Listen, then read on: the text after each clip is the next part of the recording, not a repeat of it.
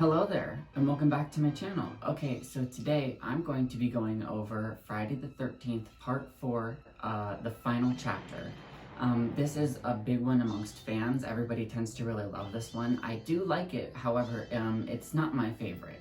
It does pick up the trend of picking up right after the last installment and kind of doing a recap, and it's kind of like what makes it fun about being parts 1, 2, 3, and 4. It introduces Tommy Jarvis into the franchise, who is going to be in the next several installments, and he's definitely a fan favorite character. Jason comes back with his iconic hockey mask, and so that's definitely really fun. There are a lot of pervy moments in this film that is what makes it not my favorite, as with this kind of, stuff in this franchise. But I do love a lot of the kills that are going on, and with all of that being said, I think we should get right into Friday the 13th, Part 4. So we open up whenever he's in the hospital. They're cleaning up the aftermath of the previous film. And I really like this. It gives me Halloween 4 vibes, and it's kind of funny that like Friday 4 and Halloween 4 have like similar things going on. The whole making out scene while Jason's dead is weird. I don't know why. It's such a theme, like all of this like necrophilia, all of these like necrophilia jokes. Like, where is that? Like, what is that coming from? Anyway, we were back at the lake setting for this film, and like I have said previously, it's such a fun setting for this, but what's different about this one is kind of similar to the third part, but these aren't counselors, these are kids that are literally just coming up here to come fuck away on a weekend, and so it's just full of a lot of stuff like that, and that's kind of why it takes it down for me. But I do enjoy the fact that even though the older sister of Tommy, or like his whatever she is, whatever relationship that she is with Tommy, is kind of like the final girl. But I also like that Tommy Jarvis is introduced, and he's kind of he's a kid, and it's like the first person who isn't a final girl in the franchise, and I really appreciate that aspect of it. To me, there are a lot of slow parts of this film that kind of made it hard to get through whenever I was watching it. Whenever it was on, I kind of just mostly felt like, if I'm spending this much time watching this, I really kind of wish I was watching part 2 or 3 again, honestly, over what I was doing, which was part 4, which is not, I feel like it sounds like I really don't like it, but I'm just trying to express that it's like, at this point in the franchise, the concept is maybe running itself in or getting a little tired, and I maybe understand why they called it the final chapter. With all of that shit aside and all of that being said, I definitely love the kills. There's a lot of good ones, with the practical effects that they use and the blood. I really like at the end, whenever Jason gets taken out by Tommy, and it goes right into the side of his face, and he slides down on it. That's probably, everybody's favorite part. We all love stuff like that, but it comes after this massive final battle, and it's kind of unbelievable for me that Tommy is able to like make these masks, but whatever, we're just gonna roll with it. It's his thing. So whenever it comes down to the part of him trying to outbest Jason, that does make sense. I appreciate how he kind of uses a psychology thing, like how from part 2, and he's like trying to trick Jason into believing that it's his younger self. This is still one of the better installments. I don't think it's last in my ranking. It may be somewhere in the middle for me, because there's definitely other movies that are below this one. So there's still a lot of fun to be had with it. It's got the iconic score. It's kind of like, it was their first movie wherever they had Jason in the hockey mask pretty much the whole time, or they kind of like knew what his look would be now, and where their like jumping point would be from. But then it was also called the final chapter, so it's like, I don't know, like how do you come up with something so iconic and then end it? Obviously it didn't end, so that's why. There's just so many scenes, like the skinny dipping scene. It's hard for me. I would just prefer if it was a little more, and I noticed this with kind of all of the Friday films, and maybe it's just because they're filmed from the 80s, but I expected them to have a little more gore than what they do.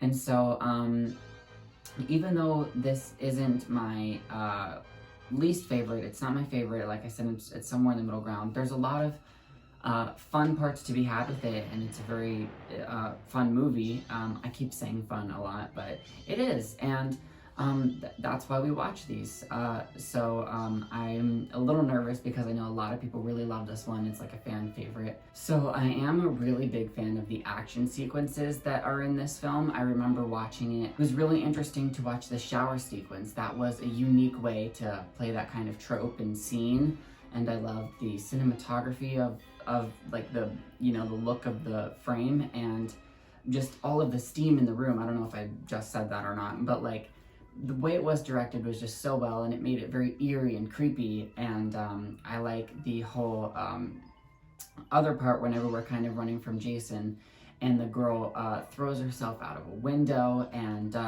there's just a lot of action going on in this one, and that's what kind of kept my attention for this, and I really appreciate those moments of it.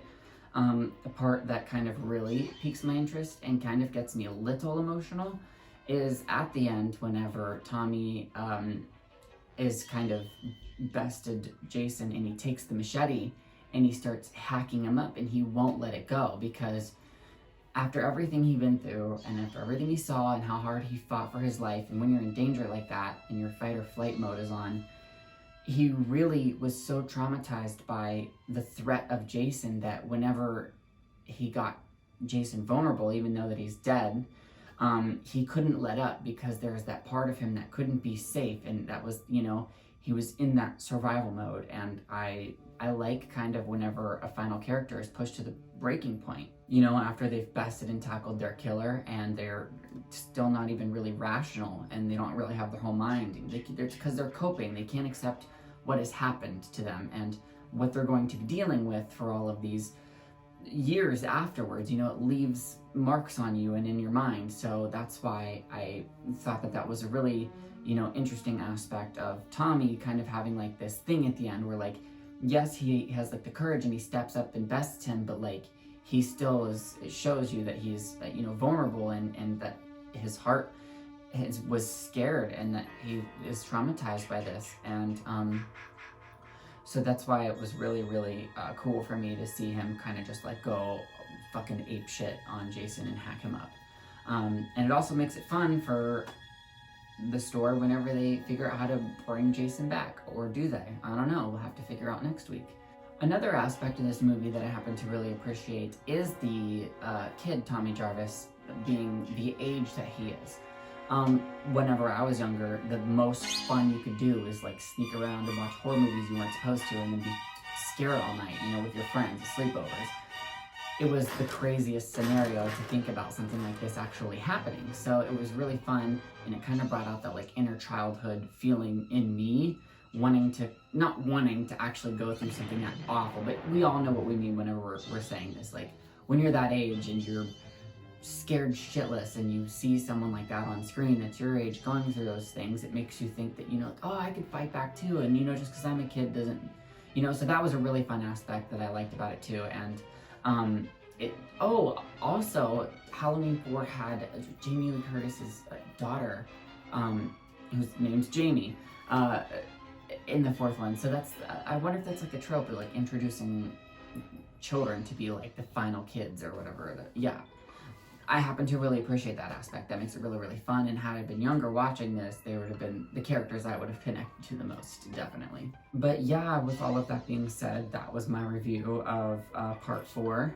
Let me know what you guys think down in the comments, and let me know what parts work for you or what doesn't. I'm really excited to see the other guys' reviews on this one specifically, because we tend to be in the same boats with the other installments that have been coming out, but I'm really, really intrigued to see if any of their points or the way that they explain things will kind of open up my eyes to a different perspective and maybe bump it up, or maybe I'll still feel the way I feel about it, and who knows what'll happen until it happens. So I'm really excited to do that and talk about that. It's been so fun doing these every week, and I've really been enjoying watching the progress amongst everybody's channels and the different types of reviews that everybody has to offer. And thank you guys so much for watching, and thank you to my friends who are participating in this with me. Really quick, I just want to say that yesterday I reached 300 subscribers, and that is an awesome milestone. I hope that it only grows from here. I'm glad that there are people who care about my opinions, and it's been fun sharing, and I like having genuine interactions, and I never thought that whenever I would put myself out there that there would be this much interaction in ways that are really engaging and fun. And so I wanted to say thank you for all of that, and thanks to everybody who watches, and you know, it inspires me to keep going and wanting to tackle new things and see new things. And you know, there's so many different franchises that I want to talk about. There's ones I love and ones I haven't seen yet, so yep, I'm celebrating that. It's a pretty good milestone for me, so thanks so much. This is my Friday the 13th box set, and here is my Part 4 Blu-ray. This is another one of the ones that has an interchangeable cover. I have it set to this one because I prefer it over the one that's on the inside. If you notice, this buck knife is a 120 or 119 sometimes, and it is the same knife that is used in Scream by Ghostface. But yes, once again, those were all of my thoughts and opinions, and I do like this, and I can't wait to watch the franchise over again. And be sure to check out some of my other videos. I've done a bunch of different genres, and I plan to do a bunch more.